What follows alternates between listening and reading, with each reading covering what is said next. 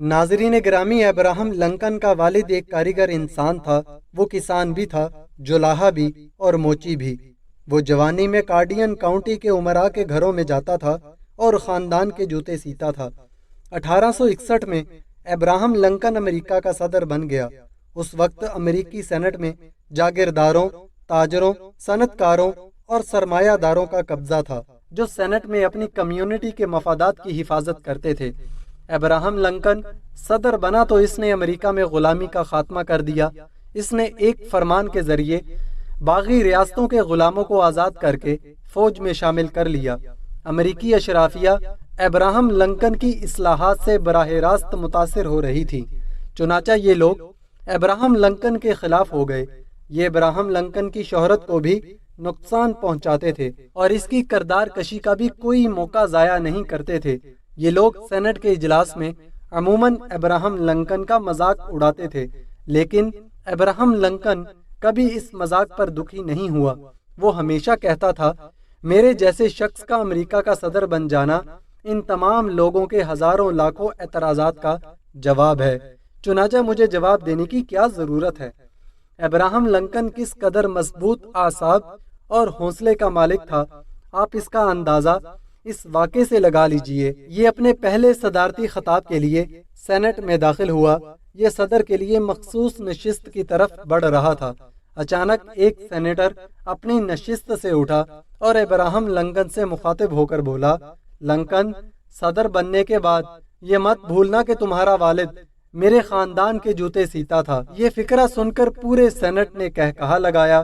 لنکن مسکرایا اور سیدھا ڈائس پر چلا گیا اور اس نے سینیٹر سے مخاطب ہو کر بولا، سر، میں جانتا ہوں میرا والد آپ کے گھر میں آپ کے خاندان کے جوتے سیتا تھا اور آپ کے علاوہ اس حال میں موجود دوسرے امراء کے جوتے بھی سیتا رہا، لیکن آپ نے کبھی سوچا کہ امریکہ میں ہزاروں موچی تھے مگر آپ کے بزرگ ہمیشہ میرے والد سے جوتے بنواتے تھے؟ کیوں؟ اس لیے کہ پورے امریکہ میں کوئی بھی موچی میرے والد سے اچھا جوتا نہیں بنا سکتا تھا۔ میرا والد ایک عظیم فنکار تھا۔ اس کے بنائے ہوئے جوتے محض جوتے نہیں ہوتے تھے، وہ ان جوتوں میں اپنی روح ڈال دیتا تھا۔ میرے والد کے پورے کیریئر میں کسی نے ان کے بنائے ہوئے جوتے کی شکایت نہیں کی۔ آپ کو آج بھی میرے والد کا بنایا جوتا تنگ کرے تو میں حاضر ہوں۔ میں بھی جوتا بنانا جانتا ہوں، میں آپ کو اپنے ہاتھوں سے نیا جوتا بنا کر دوں گا، لیکن مجھے یقین ہے کہ آپ میں سے کوئی میرے والد کے کام کی شکایت نہیں کرے گا، کیونکہ پورے امریکہ میں میرے والد سے اچھا موچی کوئی نہیں تھا۔ وہ ایک عظیم فنکار، ایک جینیس اور ایک عظیم کاریگر تھا، اور مجھے اس عظیم موچی کا بیٹا ہونے پر فخر ہے۔ ابراہم لنکن نے تقریر ختم کی اور صدارت کی کرسی پر بیٹھ گیا۔ پورے حال کو سانپ سونگ گیا۔ ابراہم لنکن پر فقرہ کسنے والے سینیٹر نے شرمندگی کے عالم میں سر جھکایا، اور اس کے بعد کسی امریکی سیاستدان نے ابراہم لنکن کو موچی کا بیٹا نہیں کہا۔ ابراہم لنکن نے اپنے بیٹے کے استاد کو ایک شہرا آفاق خط لکھا جو پاکستان کے تمام والدین کو ضرور پڑھنا چاہیے۔ ابراہم لنکن نے اپنے بیٹے کے استاد کو لکھا، میرے بیٹے کو وہ طاقت عطا کرنے کی کوشش کیجیے کہ یہ ہر شخص کی بات سنے، لیکن یہ بھی بتائیے کہ جو کچھ سنے اسے سچ کی کسوٹی پر پرکھے اور درست ہو تو عمل کرے۔ اسے دوستوں کے لیے قربانی دینا سکھائیے۔ اسے بتائیے کہ اداسی میں کیسے مسکرایا جاتا ہے۔ اسے بتائیے کہ آنسوؤں میں کوئی شرم نہیں۔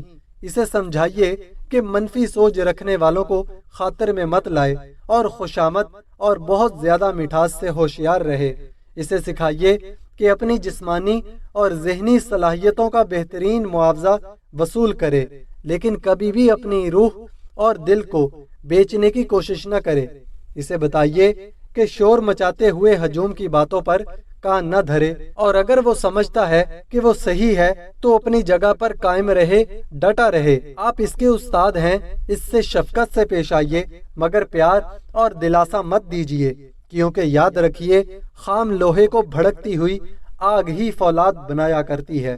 اسے سیکھنا ہوگا کہ ہر شخص کھرا نہیں ہوتا، لیکن اسے یہ بھی بتائیے کہ ہر غنڈے کے مقابلے میں ایک ہیرو بھی ہوا کرتا ہے۔ ہر خود غرض سیاستدان کے مقابلے میں ایک دوست بھی ہوا کرتا ہے۔ آپ اسے حسد سے دور کر دیں۔ اگر آپ کر سکیں تو اسے خاموش کہکہوں کے راز کے بارے میں بھی بتائیے۔ اس کو یہ سیکھ لینا چاہیے کہ بدماشوں کا مقابلہ کرنا سب سے آسان کام ہوا کرتا ہے۔ اگر آپ بتا سکیں تو اسے کتابوں کے سحر کے بارے میں بتائیے، لیکن اسے اپنا وقت ضرور دیجیے۔ اسے اتنا وقت ضرور دیجیے کہ وہ آسمانوں پر اڑنے والے پرندوں کے دائمی راز، شہد کی مکھیوں کے سورج سے تعلق اور پہاڑوں سے پھوٹنے والے پھولوں پر بھی غور کر سکے۔ اسے بتائیے کہ اسکول میں نقل کر کے پاس ہونے سے فیل ہو جانا زیادہ باعزت ہے۔ اسے بتائیے کہ جب سب کہتے بھی رہیں کہ وہ غلط ہے تو اپنے خیالات پر پختہ یقین رکھے۔ ناظرین گرامی، اگر یہ ویڈیو آپ کو اچھی لگی تو ویڈیو کو لائک کریں، چینل کو سبسکرائب کریں تاکہ ہم مزید اس طرح کی ویڈیوز آپ کے لیے لاتے رہیں۔